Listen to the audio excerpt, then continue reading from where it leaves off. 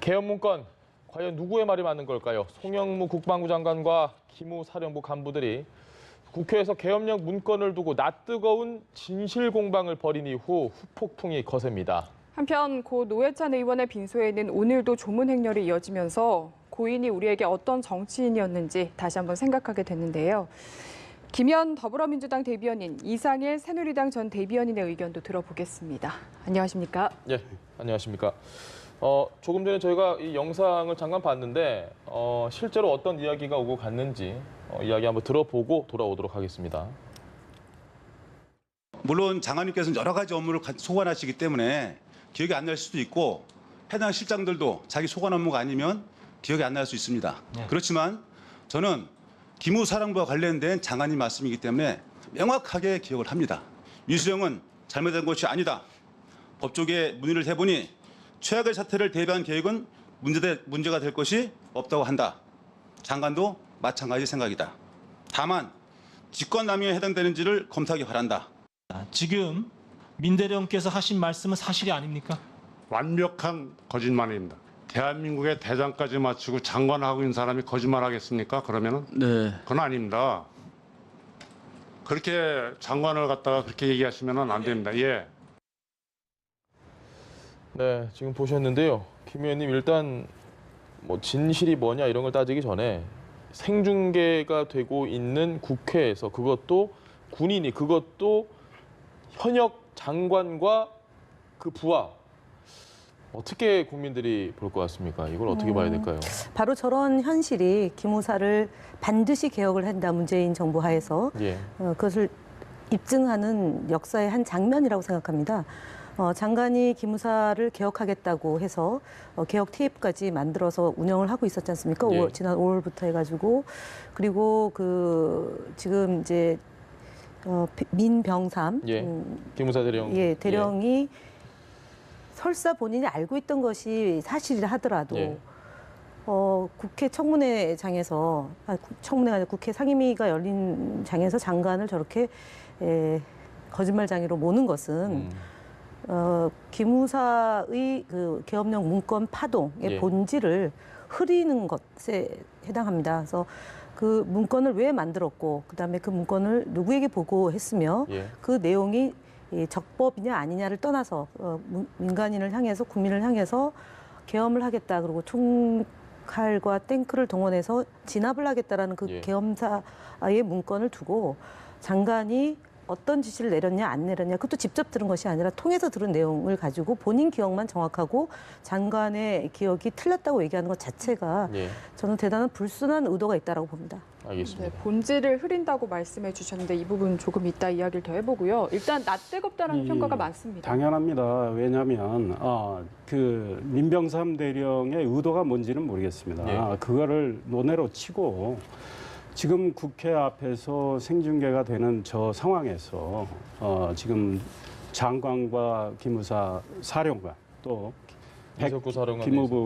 김우 부대장 이런 분들이 장관과 전혀 다른 이야기를 할 때 우리 국민들은 정말 걱정을 할 것 같아요. 이 대한민국의 국방과 안보를 책임진 소위 말해서 장관을 비롯한 고위 관계자들이 어떻게 저런 일을 할까. 저도 기자 생활 오래 했고 또 국회에 있었지만 저런 장면은 보질 못했어요. 그런데 중요한 것은 또 한편으로 사실관계라고 생각합니다. 그러니까 지금 몇 가지가 혼재되어 있습니다. 제가 좀 구분을 해드리면 민병삼 대령이 이야기한 상황은 7월 9일 회의 상황입니다. 그 본인이 그 회의에 있었어요. 14명 정도가 참석을 했습니다. 장관이 이야기를 했어요. 어떤 이야기를 했는지는 민병삼 대령에 따르면 그 PC로 받아쳤다는 거 아닙니까? 회의록이 있다는 거죠. 그리고 국회에 제출하겠다고 했기 때문에 국회에 제출이 된다면 확인이 될 것 같아요. 근데 송영무 장관은 이야기를 하셔놓고 뭐 여러 가지 이야기를 했을 테니까 정확히 기억을 못할 수는 있어요.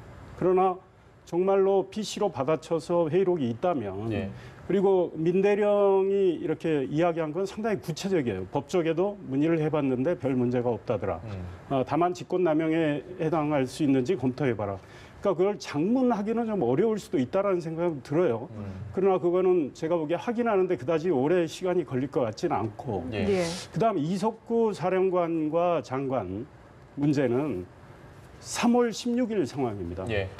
3월 16일 날 이석구 기무사령관은 이 문건의 위중함에 대해서 보고를 했다. 예. 20분가량 했다.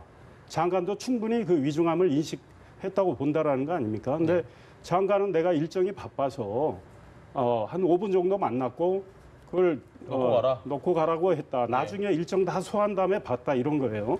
그런데 우리가 이제 궁금해하는 건 이 문건을 장관이 보고받고 3월 16일 날 보고받고 한동안 방치를 했었습니다. 예. 그래서 왜 송영무 장관이 그랬을까? 뭐 해서 계속 의문이 제기가 있었어요. 근데 이제 송 장관은 6월 13일 지방선거 이런 등등 정무적 고려를 했다 이런 건데 사실 문건의 보도가 됨으로 인해서 국민들한테 알려진 이후에 장관은 이건 위중하다라고 말을 했어요. 예. 그러나 우리가 추론컨대 그동안 3개월 동안은 장관이 별 조치를 안 했기 때문에 이 문건의 위중함을 인식 못했을 수도 있어요. 예. 근데 이제 위중하다고 했는데 7월 9일 날 그건 이미 문건이 알려진 이유입니다. 그 회의 때 장관이 사실은 이게 잘못된 게 아니다. 법적에 문의를 해봤더니 뭐 비상계획에 대비한 거라니까 큰 문제는 없다더라 이렇게 이야기를 만약에 했다면 예. 장관의 인식이 3월에도 그 보고를 받아서 그동안 방치한 거 안이하게 생각을 했을 수가 있다라는 거죠. 이건 근데 이거는 순전히 추론의 영역이기 예. 때문에 제가 단정할 수는 없는데 결국은 7월 9일 날 회의록은 적어도 있다면 그걸 통해서 쉽게 확인할 수 있지 않을까 이런 생각이 듭니다. 저는 지금 예. 그러니까 추론을 통해서 이제 그 가정을 하는 거지 않습니까? 예. 저는 역사의 가정은 없다고 보고요. 사실에 근거해야 된다고 봅니다. 그러니까 그 이철희 의원한테 제출했습니다. 예. 제출하기 전에 청와대에서 이것이 논의가 됐지 않습니까? 예. 그다음에 그 대통령이 특별 지시를 그 인도에 가셨을 때 한 거지 않습니까? 위중하다고 한 그 시기에 그 다음 주긴 하지만 이 문건을 세상에 내놓을 때 기무사에서 계엄을 하기 위한 실행 보고서까지 있는 67쪽짜리 있는 예. 보고서까지 다 검토가 된 겁니다. 그러니까 지금 말씀하시는 법적으로 문제가 있는지 여부는 초기에 이 문건이 발견됐을 때 그 이제 고위 공무원에게 문의를 했다. 사실관계를 다 얘기하지 않고 대략 이런 정도가 있다면 이게 법적으로 어떤 문제가 있습니까? 라고 네. 했더니 실행하지 않은 단계 전까지는 뭐 위법한 상황이 아닐 수도 있다라고 하는 그 해석에 대한 소개를 했을 거라고 보여집니다. 그러니까 장관이 이것이 위중하지 않기 때문에 이것을 무시했다라고 하는 것이 아니고 예. 위중하나 법적으로 문제는 그러니까 이 문건이 있다는 걸 세상에 내놓기 전에 알아본 바에 따르면 이런 얘기가 있다더라라고 소개를 한 것이지 장관의 인식 자체가 이것이 위중하지 않다라고 본 건 아닙니다. 두 번째는 예. 기무사에서 이런 문건을 작성했다라는 것을 장관이 보고 받았을 때 시간 20분 얘기를 하지 않습니까? 기무사령관이 20분 보고했는데 장관이 그날 11시에 일정이 있어서 예. 대략 그 집무실에 머물렀던 시간 자체가 20분이 다 채 안 됩니다. 그런데 왜 기무사령관은 굳이 20분이라는 시간을 얘기하면서 장관이 그것을 무시한 것처럼 얘기를 하느냐. 예. 거기에 저는 핵심 포인트가 있다고 생각합니다. 그래서 제가 드리고자 하는 취지는 기무사의 계엄을 동원해서 예. 그 기각이 됐을 때 계엄을 동원해서 언론을 통제하고 그다음에 국회의원들의 성향을 160대 130으로 분석하고 그다음에 미 대사관에게 협조 요청을 당부하는 그런 구체적인 실행 계획서가 1980년도에 5.18 강주 항쟁에 있었던 그때를 상기시키고 그다음에 유신 때의 상황을 상기시키는 그 예. 보고서가 만들어지게 된 배경입니다. 그래서 지금 제일 중요한 것은 기무사 내에서 이 문제를 왜 장관을 걸고 넘어지느냐. 앞서도 말씀드렸고 저희 오늘 당대표도 말씀하셨지만 문제의 본질을 호도하고 있는 거다. 그것은 곧 기무사 개혁을 원하지 않는 세력과 기무사 개혁을 확실히 하겠다는 장관과의 벌어지는 일이기 때문에 중요한 것은 본질적 접근이다. 이 문건의 생산 배경과 그다음에 어디까지 보고됐고 예. 그것이 우리 국민들을 안전과 생명을 훼손하려고 했던 어마어마한 음모다라는 점을 다시 한번 돌아가서 예. 국민들에게 빨리 소상하게 이 그 결과를 보고해야 되는 것이 아닌가 싶습니다. 제가 강조하고 예. 싶은 건 지금 기무사 쪽에서 소위 말해서 개혁에 저항을 하고 있다고 벌써 민주당 쪽은 예단을 하고 있습니다. 단정을 하고 이미 그 말씀을 추미애 대표부터 하고 있는데 이거는 지금 이 특별수사본부가 구성이 돼서 확인해야 할 사항이에요. 예. 그런데 중요한 건 팩트와 사실관계인 거죠. 그런데 우리 김현 대변인이 제일 먼저 말씀하신 부분, 송영무 장관이 뭐 감사원장이죠. 감사원장한테 법률적 어떤 조언을 네. 여쭤봤죠. 그래서 그걸 듣고 그렇게 7월 9일 회의에서 그렇게 전했을 가능성이 크다. 그거 역시 추론인 거거든요. 그러니까 회의록이 있다고 하니 그 회의록을 보면 분명히 나와 있을 것 같아요. 그는 이미 장관이 어떤 판단- 조사에 응하겠다고 그래서, 얘기했기 예, 때문에 그러니까 조사 그거는 받으면 이제 되는 회의록을 겁니다. 보시면 제가 되는 말씀드리는 거고. 것은 잠깐만요. 예. 제가 이야기하는 중. 예. 그다음에 기무사가 개혁을 저항할 수도 있다고 봅니다. 그런데 지금 이 어제 상황은 말이죠. 사실관계를 놓고 국방부 장관하고 기무사령관하고 기무부대장하고 이게 다른 이야기를 하고 있기 때문에 예. 사실관계 규명이 먼저예요. 그런데 사람은 기억의 이 부정확성은 분명히 있습니다. 그러니까 예컨대 자기가 이 상대적으로 느낌에 따라서 5분이 20분으로 느껴질 수도 있고 예. 20분이 그렇지 5분이 않죠. 5분으로 느껴질 수 아니요. 아니, 잠깐만, 느껴지는 게 잠깐만. 아니라 사실을 얘기하는 제 거지 이야기하는 않습니까? 이야기를 한번 예. 마무리를. 이석구 기무사령관이 오늘 언론 보도를 보면 예. 국방부 들어간 시간이 다 찍혀나봐요. 왜냐하면 카드를 찍기 카드, 때문에. 그러니까 뭐 시간 가지고 뭐 나중에 따져볼 이유도 있겠지만 결국은 그거는 특별수사본부가 확인해야 할 상황이에요. 그러니까 우리가 그걸 가지고 뭐 장관이 말한 20분이 맞다고 주장할 이유도 없는 거고, 이석구 사령관이 말한 20분이 맞다고 주장할 이유도 없는 거고, 장관이 5분이 맞다고 주장할 이유는 현재 없어요. 확인된 게 없기 때문에. 그러나 분명한 것은 7월 9일 회의 때 회의록이 있다고 하면 장관 말씀은 분명히 확인할 수가 있어요. 그러니까 우리가 좀 지켜봐야 되겠다 이런 상황이 그러니까 듭니다. 그건 지켜보는 게 맞는데 제가 말씀드렸잖아요. 38분에 게이트를 출발했고 예. 통과한 게 나온 거고요. 그다음에 악수를 하고 장관 공간에 가서 보고를 했던 시간이 있고 장관은 그다음 일정이 11시에 있었기 때문에 나온 시간이 있습니다. 그렇기 때문에 20분이 아니다라는 건 이미 근거가 남겨져 있는 아니, 겁니다. 그러니까 예. 그 네. 게이트에서 장관실까지 1분도 안 걸린다는 거 아닙니까? 김현님께 제가 확인해 보면 질문을 되는 하나 거죠. 아까 말씀하셨던 것 중에 어찌 됐건 기무사 내에서 기무사의 개혁을 좀 방해하고 싶은 누군가가 지금 국방장관, 송영무 장관을 좀 엮어서 뭔가 문제를 혼탁하게 만들려는 의도다라고 지금 생각을 하고 계신 겁니까? 네, 그렇습니다. 그러면 진실 공방에 있어서는 송영무 장관의 말이 좀 더 신빙성이 아니 있다고 그러니까 판단하시나요? 객관적으로 말씀드리는 게 예. 예를 들어서 10시 38분에 들어가서 악수를 하면서 지금 들어간 거 아닙니까? 예. 들어갔는데 기무사령관이 그 문건만 보고한 게 아닐 수도 있는 거 아닙니까? 기무사령관이 보고라는 건 장관에게 보고라는 건 여러 사안이 있고 그중에 하나이죠. 그렇기 때문에 도합 걸린 시간도 20분이 다 안 될 뿐만 아니라 그 기무사령부에서 만들어진 문건, 예. 생산된 문건에 대해서 보고를 했고 이것이 아주 유중하다라고 했는데 다음 일정이 있으니까 두고 가라라고 얘기한 거 아닙니까? 그러면은 사령관이 와서 보고를 했는데 그 앞서 문건을 보고 다음 일정을 뒤로 미루고 할 수는 없었으니까 그러면 보고 가는 건데 이것의 배경이 있을 수 있다. 이야기가 좀 더 합리적인 가능성이 있다라고 사실관계에 얘기를 대한 하시는 거고 부분이죠. 단순하게 질문드리면 이 의원님께서는 그날 예. 일정을 장관이 소화하고 나서 문건을 봤다고 장관 이야기하지 않습니까? 예. 그러면 장관이 위중하다고 판단을 해서 즉각 조치를 취했어야죠. 즉각 조치를 취했지 취하는 않습니까? 그 과정에서 네, 그래서 취했냐 안 취했냐를 가지고 얘기하는데 제가 나중에 보세요. 제가 보기엔 장관도 조사를 받아야 될 것 같아요. 알겠습니다. 예, 조사를 받는데 기무사령부가 작성한 문건입니다. 2017년도에 박근혜 정부 하에서 만들어진 문건입니다.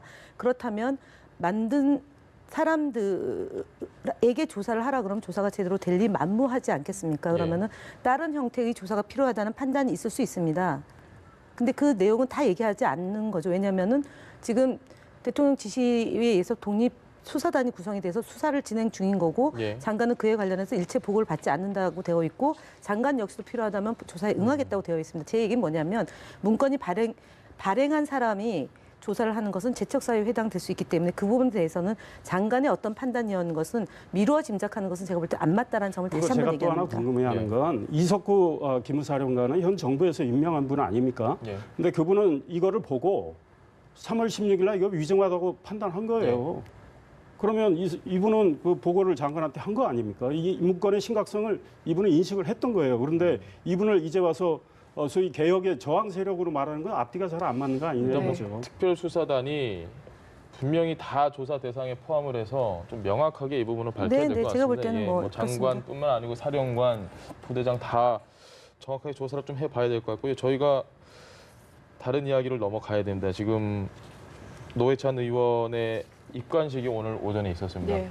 갑자기 지금 이야기를 해서 좀 뭐 적절할지 모르겠는데 어쨌든 노회찬 의원의 조문행렬 정말 많은 분들이 많이 안타까워하더라고요. 이렇게까지 노회찬 의원에 대한 생각이 본인들도 몰랐던 것 같아요. 이렇게 일이 되니까 그러신 것 같습니다. 어떻게 보십니까? 그러니까 이 사건이 예. 어쨌든 이제 유서에 있지만 본인의 잘못된 판단으로 이런 일이 벌어졌다라고 되어 있죠. 그러나 어쨌든 드루킹이라고 하는 정말 잘못된 행태, 일탈 행위로 인해서 억울한 일이 벌어진 점에 대해서 국민들이 분노하고 있는 것은 아닌가 싶습니다. 저도 네. 어제 다녀왔지만, 그리고 이제 두 번째는 노회찬 의원이 생전에 예. 서민과 사회적 약자를 위해서 대변했고, 그리고 그것이 이 많은 사람들에게 울림을 주었기 때문에 더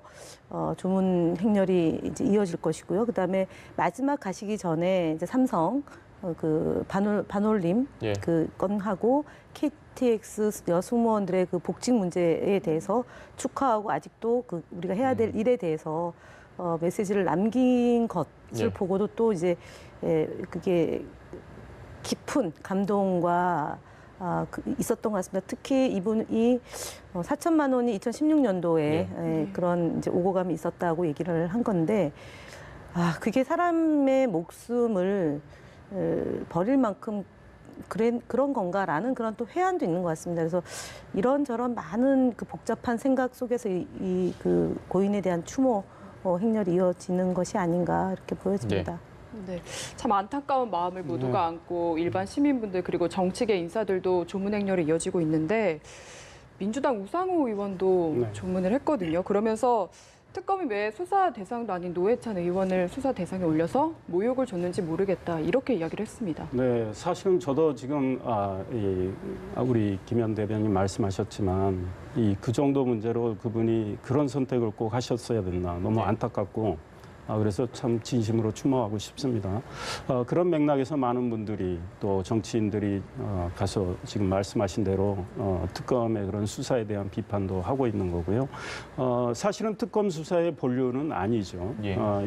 일종의 수사하다가 인지된 걸 가지고 이제 수사를 좀 해가는 과정에서 노회찬 의원이 저런 안타까운 선택을 하셨는데 좀 이런 과정에서 저희가 검찰이나 특검이나 좀 이번 일을 계기로 한번 이 수사의 정도를 좀 생각을 했으면 좋겠다 이런 생각이 들고 또 이 피의 사실을 흘리는 문제 있지 않습니까? 이 정치인들은 사실 명예를 먹고 사는 사람들인데 그 피의 사실은 지금 아마 입건도 안 된 상황입니다. 그러니까 노회찬 전 의원이 지금 어떤 피의자가 되지도 않은 상황에서 저런 선택을 하시게 됐기 때문에 참 너무 안타까운데 피의 사실을 이렇게 흘리거나 공표를 해서 정치인들의 명예를 완전히 훼손하고 여론의 단죄를 받게 하고 심적으로 큰 압박감을 느끼게 해서 어떤 저런 극단적인 선택을 하게 하는 상황까지 도래하는 거 앞으로 저런 일은 없었으면 좋겠다 이런 생각합니다. 저는 이 피의 사실 공표에 대해서 제발 좀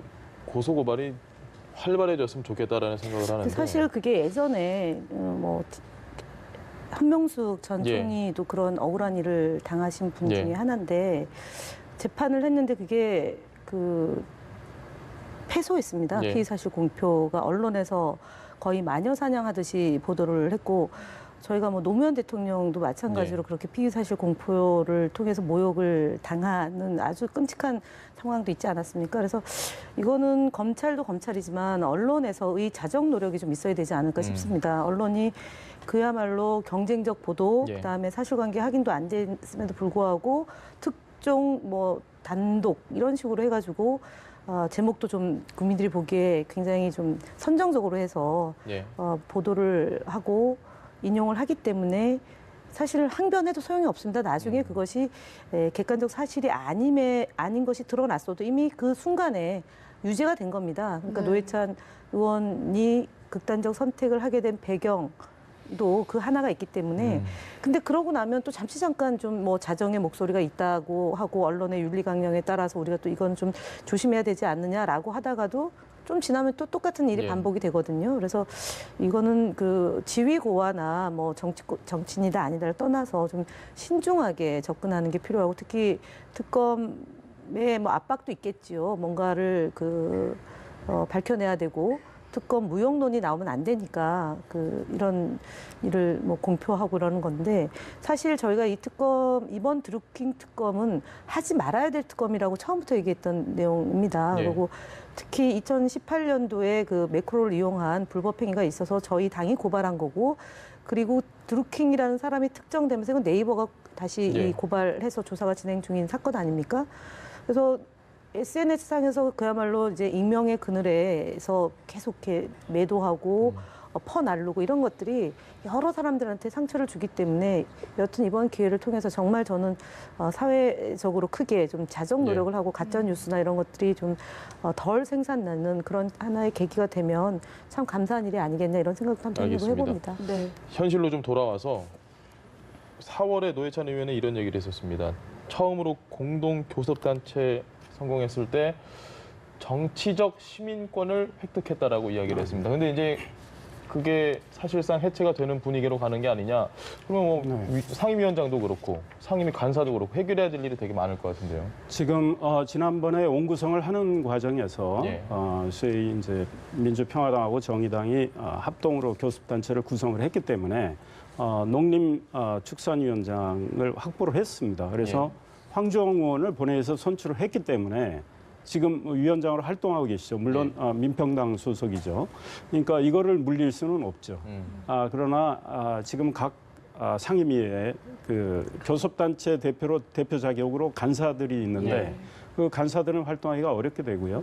오늘 새로운 소식 중에 하나는 지금 그 당시 원구성에 합의하면서 정치개혁 특별위원회 구성을 하는데 그 위원장은 소위 말해서 이제 민평당과 정의당의 합동 교섭단체한테 준다 이렇게 돼 있습니다.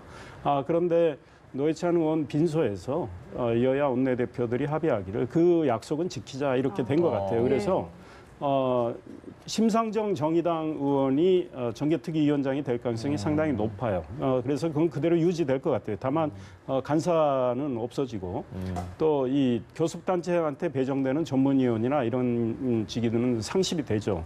그다음 뭐 여당 입장에서 조금 좀 뭐랄까 약간 손실이 있습니다. 안타까운 측면이 있는 게 왜냐하면 야당은 2개의 교섭단체가 있고 사실 뭐 이 평화와 정의 이 교섭단체는 민주당하고 호흡이 잘 맞는데 이 교섭단체가 상실이 됐기 때문에 민주당이 앞으로 이 원내의 국회 일정을 이렇게 짜는 과정에서 두 야당한테 양보를 더 해야 할지도 모르겠습니다. 알겠습니다. 어쨌든 뭐 그건 맞는데 비대위원장이 새롭게 이제 김병준 혁신 비대위원장이 되셨으니까 좀 이렇게 너무 지나치게 이 사회의 발전을 가로막는 일은 저는 안 하실 거로 예상을 해봅니다. 그리고 그것이 그렇게 돼야만 이분의 말과 행동이 일치되는 거라고 보거든요.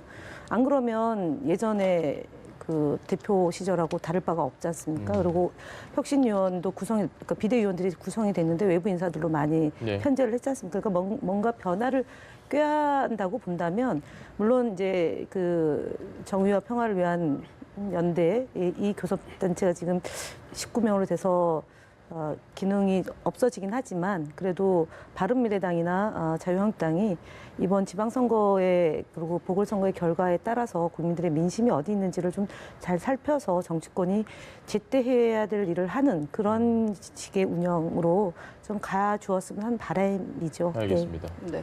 지금 정의당은 좀 충격으로 정신이 없을 것 같고 민주평화당에서는 정의당이 좀 상황이 수습이 되면은 다시 공동 교섭단체 추진하겠다 이렇게 이야기를 했거든요. 그러니까 정기국회 시작 전에 다시 교섭단체를 구성을 하겠다는 생각인 것 같아요.